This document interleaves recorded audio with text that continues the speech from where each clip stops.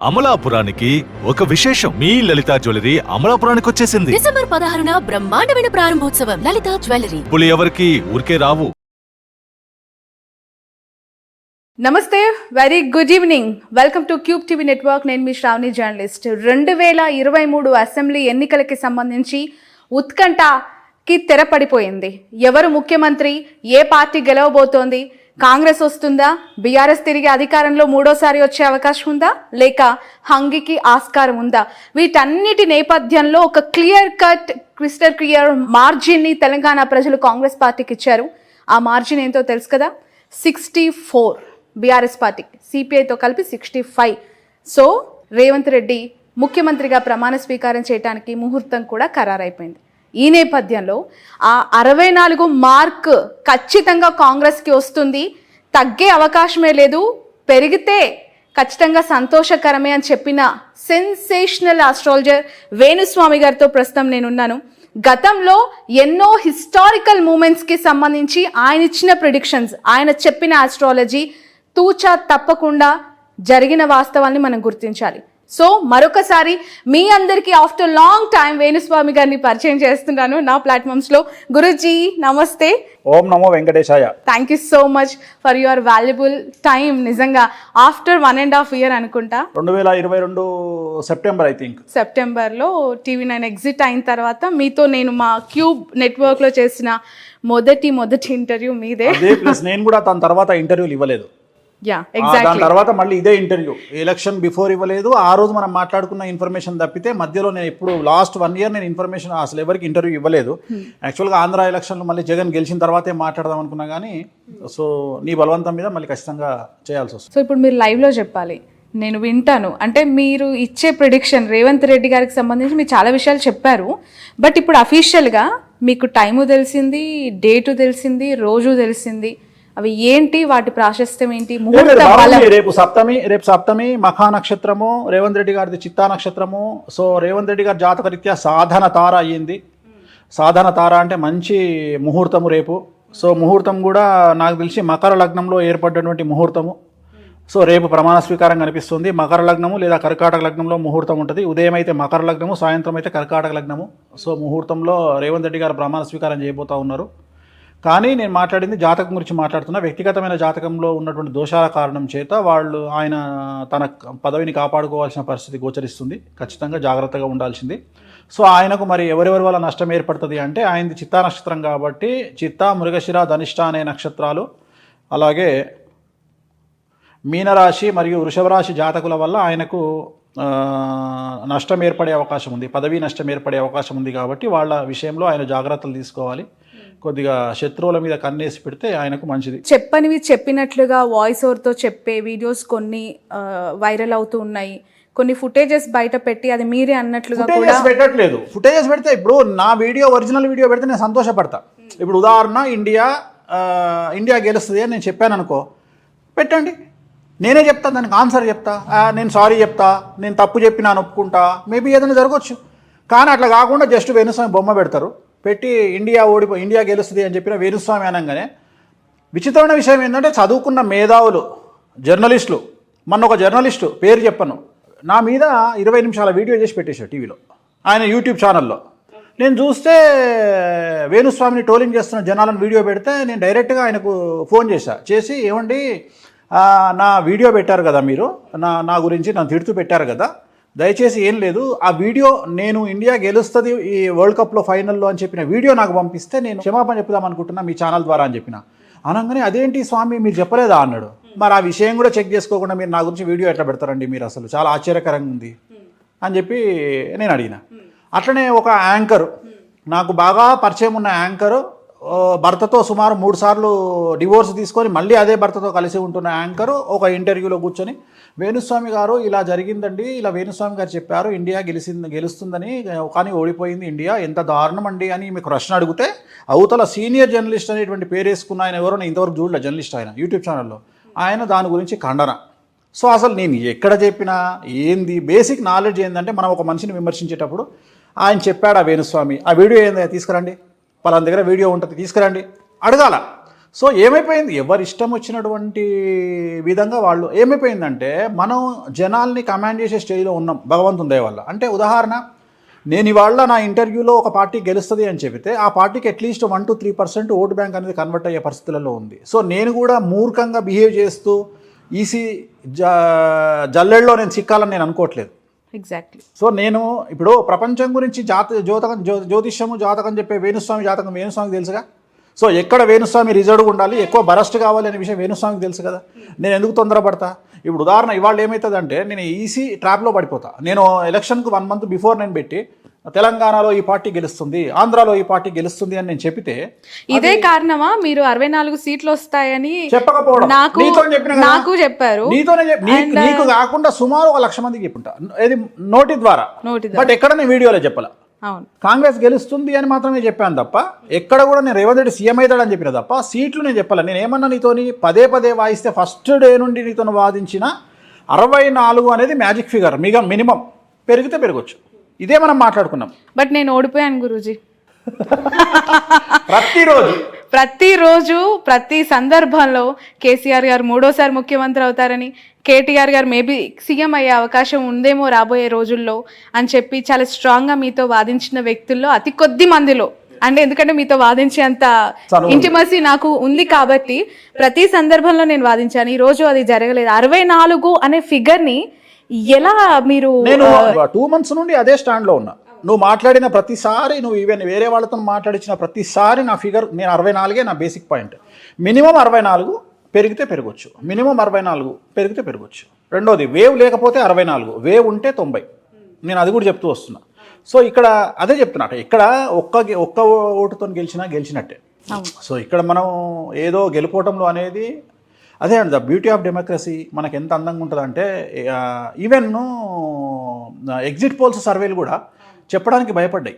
అంటే తెలంగాణలో ఒక విషయాన్ని మనం కేసీఆర్ గారిని ఒక విషయంలో పొగడాల్సింది ఏంటంటే గీత గీస్తే మీడియా గీత దాటలేదు 10 సంవత్సరాలు. సో ఆయనకు ఎంత అప్రిషియేషన్ ఇచ్చినా గ్రేట్. ఎందుకంటే అంత భయపడ్డారు జనాలు. ఈవెన్ ఇవాళ మనకు ఆల్రెడీ ఇప్పుడు మనం సాయంత్రము 3వ తారీఖు మనం 7 గంటలకు ఇంటర్వ్యూ చేస్తున్నాము. ఈ క్షణం వరకు కాంగ్రెస్ పార్టీ గెలిచింది అని చెప్పే వరకు కూడా జనాలు ఈవెన్ ఎగ్జిట్ పోల్స్ వాళ్ళు కూడా పరిపూర్ణంగా ఎగ్జిట్ పోల్స్ ఇవ్వడానికి కూడా భయపడ్డారు. ఎందుకు బయట మాట్లాడడానికి భయపడ్డారు. సో నేను భయపడ్డది మాత్రం ఓన్లీ ఈసీ కోసం భయపడ్డా. అంటే నేను చెప్పాలంటే పెద్ద విషయం కాదు. నేను 2 రకాల ఆప్షన్స్, ఒకటి ఈసీలో మనం రాజ్యాంగాన్ని ధిక్కరించిన వాళ్ళం అవుతాము, రెండవది నేను కాంగ్రెస్ పార్టీ గెలుస్తుంది అని మళ్ళీ ఇంటర్వ్యూ పెట్టి చెప్పడం వల్ల మళ్ళీ ఈ బెట్టింగ్ రాయిళ్ళు అందరూ డబ్బులు ఖర్చు పెట్టుకొని, అంటే నా భయం అంటే ఏంటి అంటే నేనేం దేవుడిని కాదు, నాది ఒక ప్రిడిక్షన్. సో నేను చెప్పే సక్సెస్ రేటు 98%. ఇన్ కేస్ ఒకవేళ నేను చెప్పేది ఒక్కటి తప్పైనా దాని మీద కొన్ని 100 కోట్ల బెట్టింగ్ జరిగినప్పుడు వాళ్ళ కుటుంబాలు నష్టపోతాయి. సో నేను అందుకనే నేను ఇవాళ నీతోని ఇది బేసిక్, ఇది నేను చెప్పదలుచుకుంది ఏంటంటే ఇక మీదట ఎక్సెప్ట్ ఆంధ్ర ఎలక్షన్స్, రాబోయే ఆంధ్ర ఎలక్షన్స్ పోల్స్ రిజల్ట్కి తప్ప, అది కూడా ఈరోజే చెప్తున్నా, ఇక ఫర్దర్గా చెప్పను. అక్కడ జగన్మోహన్ రెడ్డి వస్తాడు, 10 మంది కలిసి వస్తారా, 20 మంది కలిసి వస్తారా, 30 మంది కలిసి వస్తారా నాకు అనవసరం. అక్కడ మళ్ళీ జగన్మోహన్ రెడ్డి వస్తాడు. రెండోది తెలంగాణ కాబోయే ముఖ్యమంత్రి రేవంత్ రెడ్డి, ఆంధ్ర ముఖ్యమంత్రి జగన్మోహన్ రెడ్డి, ఇద్దరి జాతకాలు కూడా సేమ్ బుధ మహర్దశ నడుస్తుంది. ఇద్దరు జైలుకు పోయి వచ్చిర్రు. నేను చెప్పనే మాకు కంప్లీట్ చేయని, ఇద్దరు జైలుకు పోయి వచ్చిర్రు. సో ఇక్కడ గుర్తుంచుకోవాల్సింది చెంచల్ కూడా జైలు 2 ముఖ్యమంత్రులు ఇచ్చింది 2 రాష్ట్రాలకు.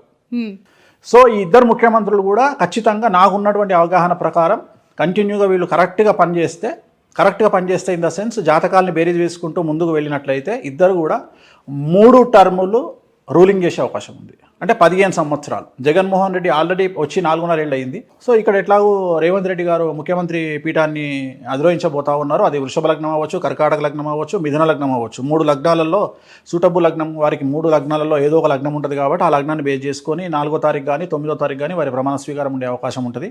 సో ఇది కన్ఫాము. ప్రాంతీయ పార్టీలు అయితే స్థాపించిన వ్యక్తి లేదంటే వాళ్ళ వారసులను బట్టి పేర్లను బట్టి బలాలను చూస్తానంటున్నారు. ఇప్పుడు నేషనల్ పార్టీస్ విషయానికి వస్తే 2, ఒకటి బీజేపీ, ఒకటి కాంగ్రెస్. సో వాటి విషయంలో ఇప్పుడు మీరు రాష్ట్రంలో కాంగ్రెస్ వస్తుంది, 64 ఒక్కటికి తక్కువ రాదు. బాగా జ్యోతిషం అలవాటైందా మనకి కూడా?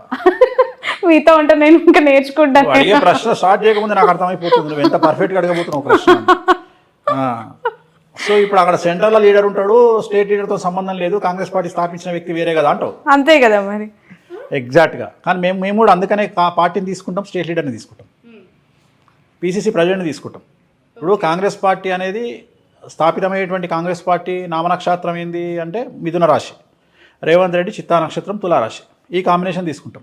తీసుకొని ఈ కాంబినేషన్లో రేవంత్ రెడ్డి పరిస్థితి ఏముంది, విక్రమార్క పరిస్థితి ఏముంది, ఉత్తమ్ కుమార్ రెడ్డి పరిస్థితి ఏముంది, అట్లా అంచనా వేస్తాం. వేసి ఎవరికి యోగం ఉంది, ఈ పార్టీకి ఈయన పగ్గాలు పట్టుకుంటే పార్టీ రూలింగ్లోకి వస్తుందా రాదా, సో కాంగ్రెస్ పార్టీకి రేవంత్ రెడ్డి ఫెచ్చింగా కాదా. 2019లో తెలుగుదేశంలో ఉన్న రేవంత్ రెడ్డిని కాంగ్రెస్ పార్టీలోకి వెళ్తే నువ్వు ముఖ్యమంత్రి అవుతావని చెప్పిన వీడియో నీకు చూపించిన. సో 2019లోనే చెప్పిన నేను, రేవంత్ రెడ్డి గారు మీరు కాంగ్రెస్ పార్టీలోకి వెళ్ళండి అని. అంటే ఎంత దూరదృష్టి అయి ఉంటుంది నాది. అంటే ఆ నక్షత్రానికి ఈ నక్షత్రం కలిసి వస్తుంది కాబట్టి నువ్వు దాంట్లోకి వెళ్తే నీకు సీఎం అయ్యే అర్హత ఉంటుంది, యోగం ఉంటుంది అని చెప్పిన. సో ఆ కాంబినేషన్ నేను చెప్పేది. సో అప్పుడు ఏం చేస్తాం, కేంద్ర పార్టీని తీసుకున్నప్పుడు, నేషనల్ పార్టీని తీసుకున్నప్పుడు ఆ పార్టీ పేరు తీసుకుంటాం, ప్లస్ లోకల్ పార్టీ లీడర్ని తీసుకుంటాం. లోకల్ ఎవరైతే ఆ పార్టీ పీసీసీ ప్రెసిడెంట్ ఉన్నాడో రేవంత్ రెడ్డి గారు, ఆయన పేరు తీసుకుంటాం. రేవంత్ రెడ్డిని కొట్టేటోడు లేడు, జగన్మోహన్ రెడ్డిని ఎదుర్కొనేటోడు లేడు అని చెప్పి మీరు చెప్పారు. నేను చాలా ఆశ్చర్యంగా చూసా వీళ్ళిద్దరికి ఎలా సింక్ అవుతుంది. మోర్ ఓవర్ ఇక్కడ నేను అంటే జర్నలిస్టిక్ యాంగిల్లో ఆలోచిస్తే జైలుకి వెళ్ళొచ్చారు ఇద్దరు, చాలా స్ట్రాంగ్ అయ్యారు. నిజం చెప్పాలంటే రేవంత్ రెడ్డి గారికి ఉన్న ఏకైక కుమార్తె ఆయన పెళ్లి సమయంలో లేకపోవటం, జైలుకు సంబంధించి వచ్చారు, అసలు చూసుకోలేదు. కన్న కూతురు పెళ్లికి సంబంధించిన ఆనందం ఆయన జీవితంలో లేదు. ఈరోజు ఆయన జైలుకి వెళ్ళొచ్చిన తర్వాత ఇంకా చాలా బలంగా మారారు. పీసీసీ అయిన తర్వాత కాంగ్రెస్ పార్టీ యొక్క రైజ్ ఎట్లా ఉందనేది చూసాం. సో జగన్మోహన్ రెడ్డి గారి విషయంలో పాదయాత్ర తర్వాత ఆయన అధికారం ఎలా చేజెక్కించుకున్నారు అనేది కూడా చూసాం. వీళ్ళిద్దరి సిమిలారిటీస్ ఏంటి? సిమిలారిటీస్ అంటే నాకు వ్యక్తిగతమైనటువంటి సామాజికమైనటువంటి అంశాలు లేదా సామాజిక వర్గం కూడా ఇద్దరిది సేమ్. అదే అంటారు, అది నాకు అనవసరం. నాకు సంబంధించినంత వరకు జగన్మోహన్ రెడ్డి గారిది ఆరుద్ర నక్షత్రం, రేవంత్ రెడ్డి గారిది చిత్తా నక్షత్రం, జగన్మోహన్ రెడ్డి గారిది మిథున రాశి, రేవంత్ రెడ్డి గారిది తులారాశి. విచిత్రమైన విషయం ఏంటంటే జగన్మోహన్ రెడ్డి గారి జాతకంలో 2018 డిసెంబర్ నుండి బుధ మహర్దశ ప్రారంభమైంది. 17 సంవత్సరాలు ఉంటుంది బుధ మహర్దశ. అంటే ఆయన రాజకీయంగా ముఖ్యమంత్రి అవ్వడానికి 5 నెలల ముందు ఆయనకు బుధ మహర్దశ స్టార్ట్ అయింది. విచిత్రమైన విషయం ఏంటంటే రేవంత్ రెడ్డి గారికి 2024 ఏప్రిల్ నుండి బుధ మహర్దశ ప్రారంభమవుతుంది. Simple reverse. జగన్మోహన్ రెడ్డి కాకముందే బుధ మహర్దశ స్టార్ట్ అయింది. సీఎం కాకముందు 5 నెలల ముందు స్టార్ట్ అయింది. రేవంత్ రెడ్డి గారు సీఎం అయినాక 5 నెలల తర్వాత బుధ మహర్దశ స్టార్ట్ అవుతుంది. ఇద్దరి జాతకంలో బుధ మహర్దశ నడుస్తుంది. ఇద్దరి జాతకంలో బుధుడు ఉచ్చ. కాకపోతే ఒక చిన్న సమస్య ఏముంది రేవంత్ రెడ్డి గారి జాతకంలో అంటే శని దృష్టి బుధుడి మీద ఉంది. టంగు స్లిప్ అవ్వద్దు రేవంత్ రెడ్డి గారు ఇక మీదట. ఎందుకంటే ఇంతకు ముందు ఏం టంగు స్లిప్ అయినా నడిచింది. ఇక మీదట జాగ్రత్తగా ఉండాలి. రెండోది ఏంటి అంటే జగన్మోహన్ రెడ్డి గారి జాతకంలో రేవంత్ రెడ్డి గారి జాతకంలో ఉన్న చిన్న తేడా ఏంటి అంటే రేవంత్ రెడ్డి గారికి ముఖ్యమంత్రి పదవిలో గండాలు కనిపిస్తున్నాయి, కానీ జగన్మోహన్ రెడ్డి గారికి లేవు. రేవంత్ రెడ్డి గారు నమ్మక ద్రోహానికి గురయ్యే అవకాశం ఉంది ముఖ్యమంత్రి పీఠంలో ఉన్నప్పుడు, లేదా ఒక ప్రత్యేకించి మీడియా సంస్థ ఆయన మీద స్టింగ్ ఆపరేషన్ చేయడం వల్లనో, ఒక వ్యక్తి స్టింగ్ ఆపరేషన్ చేయడం వల్లనో ఆయన తన పదవిని కోల్పోయే అవకాశం ఉంది. అంటే పదవి గండం ఏర్పడే అవకాశం ఉంది రేవంత్ రెడ్డి గారికి. ఎందుకు అంటే రేవంత్ రెడ్డి గారి జాతకంలో శని దృష్టి 5 గ్రహాల మీద ఉంది.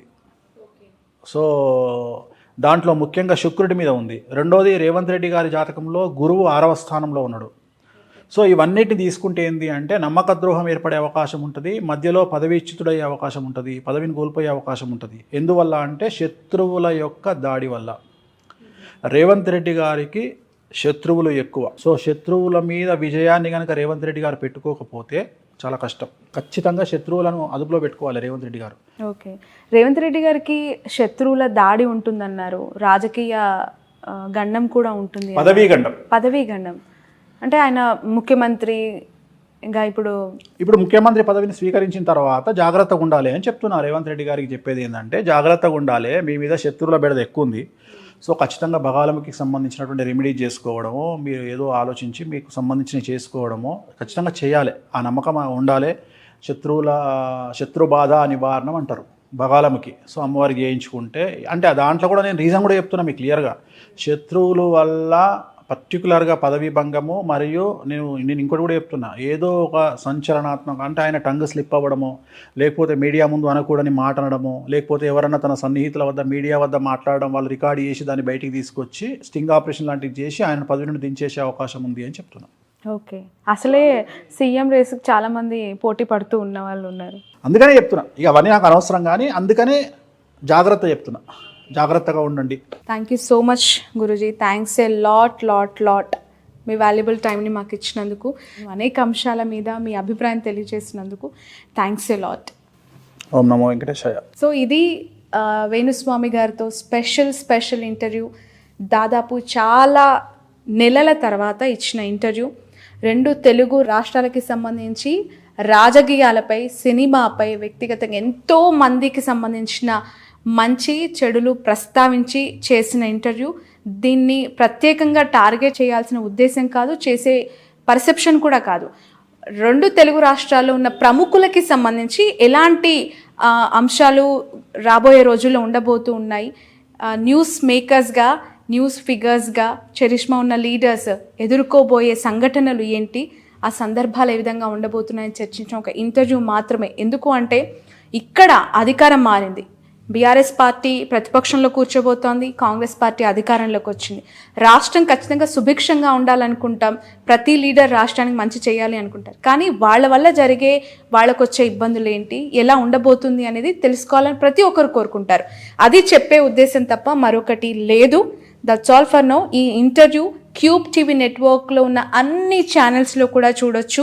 And fake thumbnails, fake photos or fake వీడియోస్తో చాలా ట్రోల్స్, మీమ్స్ జరుగుతూ ఉన్నాయి. ఎక్కడ ఏం చెప్పినా వేణుస్వామికి సంబంధించి ఫుల్ ఇంటర్వ్యూ చూడాలి అంటే మాత్రం క్యూబ్ టీవీ నెట్వర్క్లో మీరు చూడొచ్చు. Cube TV news, cube TV, news cube channel, daily culture, news buzz, Telugu వార్తలు, DC, ఇలా అనేక ఉన్నాయి మా నెట్వర్క్లో. వీటన్నిట్లలో కూడా సెన్సేషనల్ ఆస్ట్రాలజర్ వేణుస్వామి గారి ఇంటర్వ్యూ ఫాలో అవ్వచ్చు.